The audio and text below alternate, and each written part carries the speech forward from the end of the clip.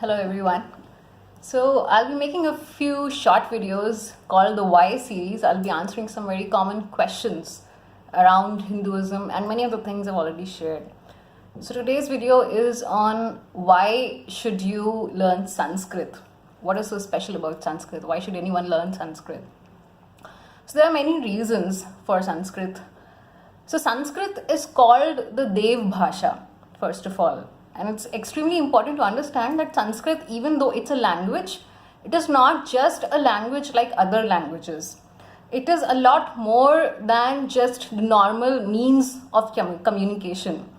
So like even the words, even in normal language, the words we use, they mean something. When I use a word, it automatically means something in your head, right? But in Sanskrit, it is that and a lot more. It generates a certain deeper experience in you. So Sanskrit is a language which first of all gives you a much more deeper experience of the same truths which you could have possibly been hearing in English. Now Sanskrit works on sound technology, on vibrations.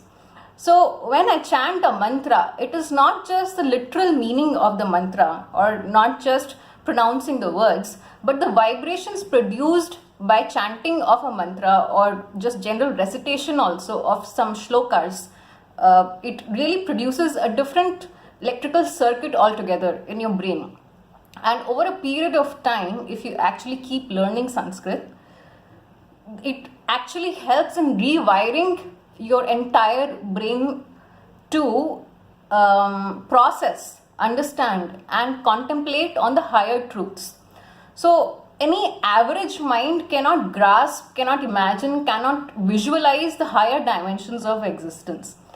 But when those same are communicated, are chanted in Sanskrit, then it actually facilitates the experience of those higher truths also. So this is a slightly more scientific, a slightly more mystical reason for learning Sanskrit. Now I'll try to simplify it further also.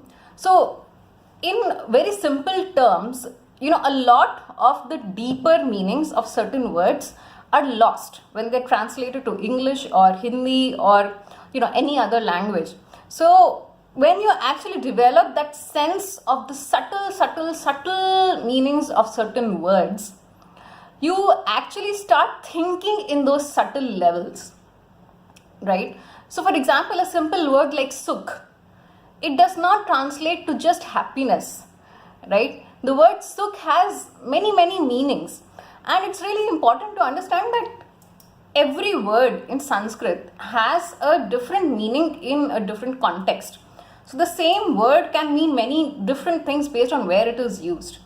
And this subtlety, this multi-dimensional experience of words literally makes you smarter, of course, in many ways.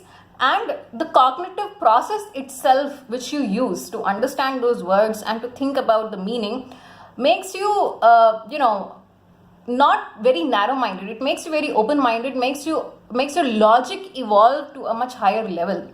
And this is really important when you're learning some of the cosmic truths, some of the higher truths, because those are very subtle, especially the truths expressed in the Upanishads, in the Agamas. They are not average everyday language. They are much higher truths. So Sanskrit helps with that. And of course, the third reason is what I have always been saying, that a lot of our texts have been distorted. And one of the ways to really revive that scriptural knowledge, which is so rich, is for us to actually take the responsibility to try and understand it ourselves. Because if you really search on the internet, most of the texts we have as of today are translated by Western scholars who don't really understand Sanskrit and who never had any intention to really understand our higher truths. They just translated it like normal translation, right? But Sanskrit is not like that, like I just explained. It is a much higher experience. It has many layers of subtleties which are completely lost, and many meanings are also distorted. So when you're reading any translation by any scholar, you will not know if it is correct or not if you have not learned Sanskrit yourself. So There's this general mental block I see in people. Whenever I tell them to learn Sanskrit, they feel like, oh, I've never learned Sanskrit. It's such a difficult language, and how can I just learn a language? So I would advise that you at least get started, because Sanskrit is the kind of language which, unlike other languages, even if you start learning a little bit, even if you just start learning basic vocabulary, basic grammar, even that will help you literally automatically understand the meaning of simple verses. So the Sanskrit in some of the scriptures is very simple. Like the Sanskrit of Bhagavad Gita, the Sanskrit of Manusmriti, it's very simple. In many places, the verses are not that complex actually. So even if you start understanding the basic rules of grammar, the basic vocabulary, the basic rules of conjugation, and the codes of Sanskrit, you will really be able to understand the meaning automatically on your own without having to actually read the translation. And of course, Sanskrit is an ocean, so there's no end to it. You can go on learning, but even that preliminary level knowledge is helpful, which I think many people don't realize, because nobody's told them this. And one of the beauties of Sanskrit is that it is a very complex language, but unlike many other languages, it has a lot of clearly defined rules. It's a very scientific language. So once you get the knack of it, it's not that difficult to understand Sanskrit. So it's actually easy that way. And I'm saying this after having learned other languages. So Sanskrit is not the only language I learned. I have learned French also earlier, a few years ago.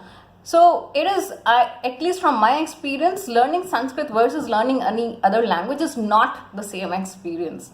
So you can actually really get a sense of what is being said in some verses just by even having a simple basic understanding of Sanskrit.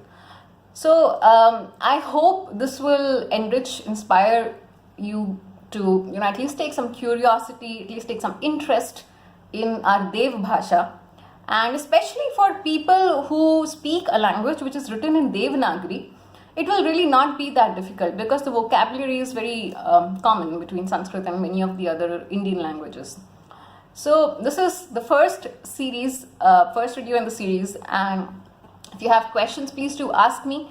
I will share some of my favorite resources for learning Sanskrit, and if you have any, please do share as well. Thank you.